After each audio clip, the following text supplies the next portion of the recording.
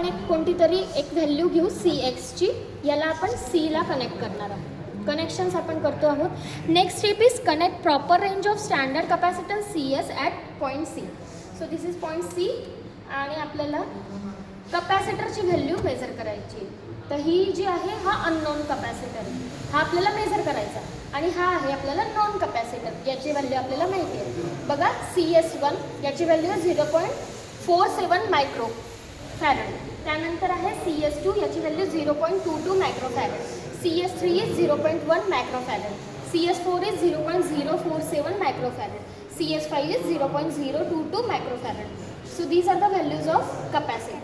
Okay, वेगवेगळ्या values जर आपण कनेक्ट केला तर आपल्याला वेगवेगळे रिडिंग्स या ठिकाणी मिळणार आहे आणि वेगवेगळ्या कपॅसिटरच्या व्हॅल्यूसुद्धा आपल्याला या ठिकाणी मिळू शकतात. सो आपण हे कनेक्शन्स केले. नेक्स्ट स्टेप आहे connect point B and D at input of audio detector. आता एखाद्या बिलला बॅलन्स करण्यासाठी तुम्हाला एक गॅल्व्हनोमीटर पुट करावा लागतो, ज्याचे की रिडिंग 0 जर आला तर तुमचं कंडिशन ही बॅलन्स असते. या ठिकाणी आपण ऑडिओ डिटेक्टर लावलेला आहे आणि हा पॉईंट B आणि Dला लावलेला आहे. सो इथे मी कनेक्शन केलं B आणि Dला ऑडिओ डिटेक्टर लावलेलं आहे. आता ज्या वेळेस माझं कंडिशन जेव्हा बॅलन्स होईल त्यावेळेस माझा ऑडिओ डिटेक्टर हा कमी आवाज करणार आहे, लेस आवाज करणार.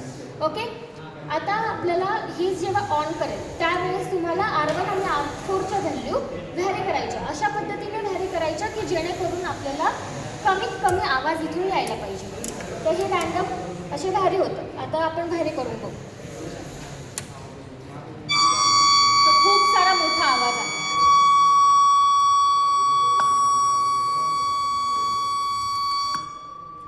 कमी झाला?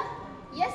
तर ह्या व्हॅल्यूला तुमचा ऑडिओ डिटेक्टरने लेस ऑडिओ दाखवलेला आहे, म्हणजेच व्हॅल्यू कमी आलेली आहे. तर ह्या जितके पण नॉब मी फिरवले त्यावरून तुम्हाला रेझिस्टन्सची व्हॅल्यू कॅल्क्युलेट करता येईल.